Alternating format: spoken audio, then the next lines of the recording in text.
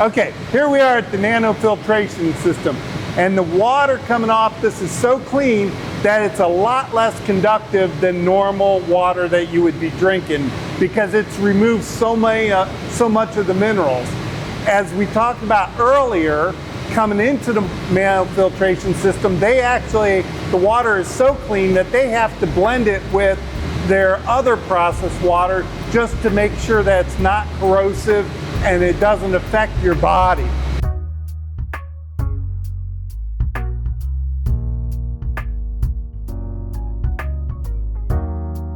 Some of the water gets bypassed around the NFs. Okay. Because the NFs filter, or I shouldn't say filter, they soften the water so much that we can't produce soft water. It would be harmful to the pipes and your health.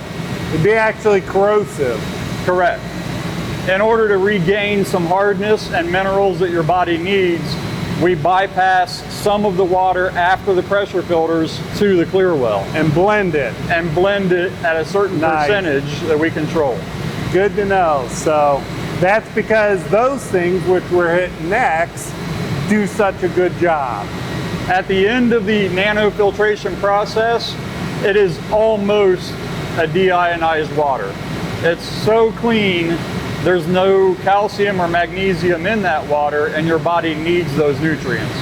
And I believe I've heard in the past that pure water is actually very corrosive, which most people do not realize. Yes, it will corrode the piping and plumbing of your house or in the ground. And it's also very insulating, which people think that, you know, water is electricity, yet it's the minerals in the water that makes it conductive. Am I wrong? That is correct. There you go.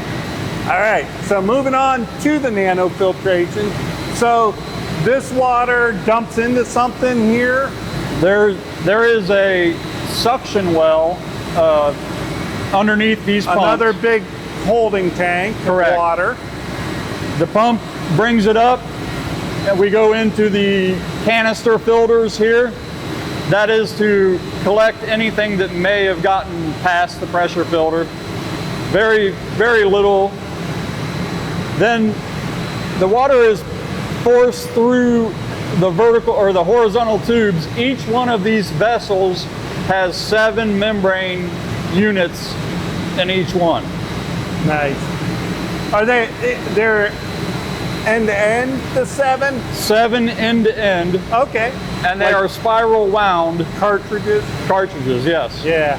So this is a 2-stage system. The first stage flows this direction, and then the concentrate water from that comes back through another set on the other side of it as a secondary stage. So not all these are going one way? Correct. So the finished water is the permeate. I can drink the permeate. With a little chlorination, yes. Okay. The concentrate.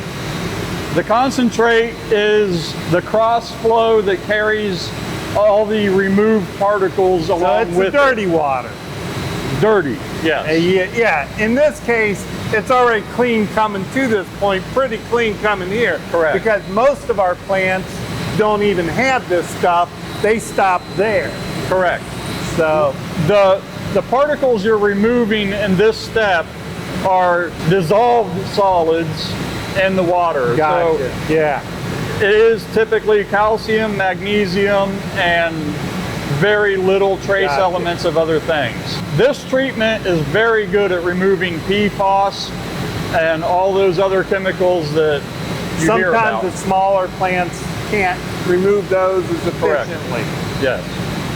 Everything on this side is flowing that direction. The permeate water is collected in the center tube, and the permeate is then piped away at the far end. The concentrate water on the outside of the membranes is collected at the far end and brought back through this stage. All the pipes on this side are coming this direction, and that is, they're doing double duty. They're trying to bring more permeate water out of the water that carries the concentrate on this side.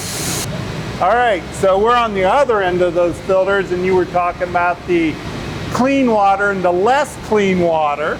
Correct. So Permeate clean this is water, permeate water. concentrate. This is the finished permeate water being collected here, and that is what goes to the clear well along with the blended water we spoke about before. Out this pipe or something? It makes its way this way and up to the, Up and out? well, it's actually the blue pipe is where it goes. Okay. Somewhere up there, magic happens. And then you guys are constantly keeping an eye on your water quality through these sampling ports, correct? We do have the ability to sample every vessel individually. So each one of these sample ports represents one of the horizontal vessels. As you clearly have a mark 36, Yep. plus some extras. This would be a sample of the finished water. This is interstage and a couple different, they're like mixed. Okay. So it's not just one vessel, they're mixed together. Nice. So what does this tell you when you take your samples? What are you looking for here? Mainly you're trying to determine the conductivity of the water throughout each individual step of the process. The conductivity will tell you how much of those minerals are still in the water. So you're looking for low conductivity, The lower the better, yes. which it goes back to our statement about water being an insulator, Correct. or less of a conductor when it's cleaner. Right, and that's what the conductivity measures, is essentially the ability for the probe to conduct electricity in Right. the water. So the cleanest water most likely conducts virtually nothing. Right. Very cool. So now, this area, those don't just run forever without doing anything to them, right, Kurt? No, they don't. So your NFs also need some other things going on, which is cleaning.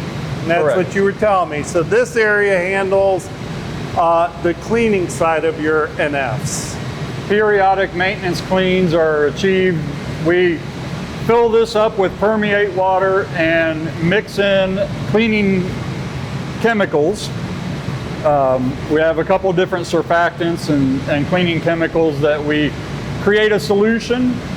Then that solution is heated up to a nominal temperature, 105. That's Fahrenheit? Yes. Okay. 105 Sometimes you degrees. guys talk in Celsius, so Yeah. that'd be impressive. It would be.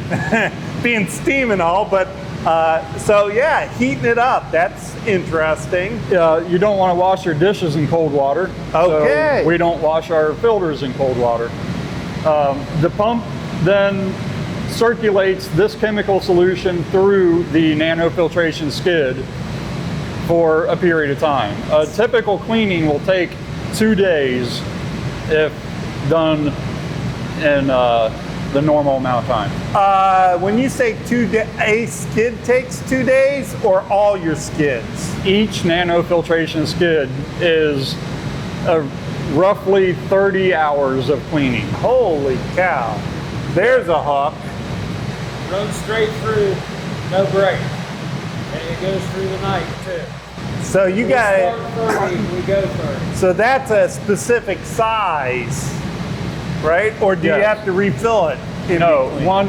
it's a three-stage cleaning. So we have the first solution is simply a pre-clean and gets rid of the bulk of the buildup.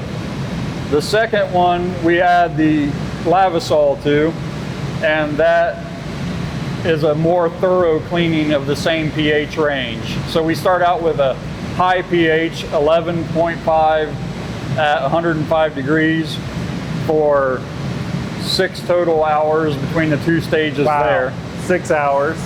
And then the second, or the third rather, phase of cleaning is a low pH clean with citric acid and the Lavasol of the low pH variety.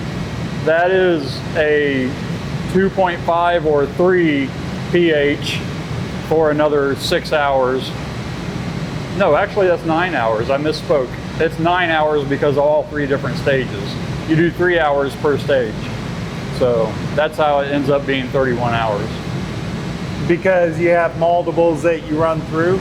Right. So each NF skid has 3 distinct zones of so it's 3 times membranes. So you whatever. do 3 hours for this zone of membranes, 3 hours for this one, and 3 hours for this one. Okay. Of each chemical.